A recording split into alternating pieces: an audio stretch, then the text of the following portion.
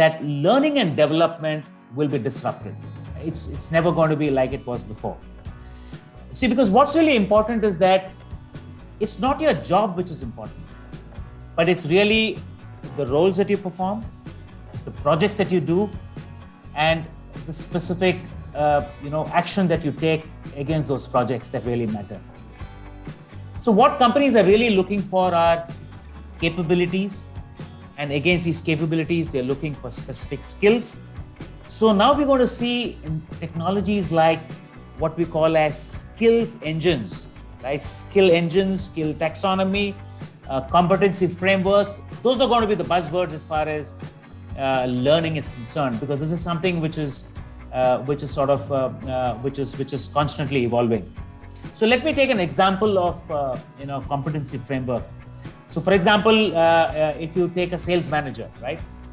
Sales manager has a competition. One of the capabilities for a sales manager is negotiation, right? And what are the skills that are required to be a good negotiator? I mean, you need to be a good listener. You need to be a good communicator.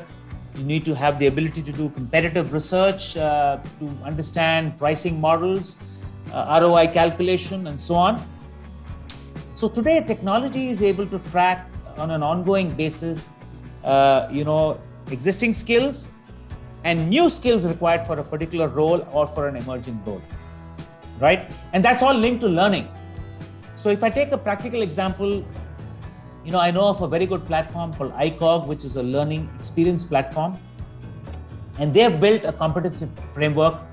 And then they use AI to be able to source and curate content, both from free and from paid resources, to really match it to the employee's skills and the kind of specific requirement for an employee, so that employee can really gain that particular knowledge around it. And over a period of time, the AI engine gets more and more sophisticated. Likewise, the other concept which is hot today is learning in the flow of work, which is that you want information and you want to learn as you work, which means when you're stuck with a problem, you want to be able to learn something to be able to address it. And then you also want some long-term learning. So there's a lot of learning which is called microlearning, which is more for short-term intervention to help you overcome a specific problem. And then there is more structured learning, which is a course or a curriculum or a classroom session, which is more for building your knowledge. So all that is also happening constantly.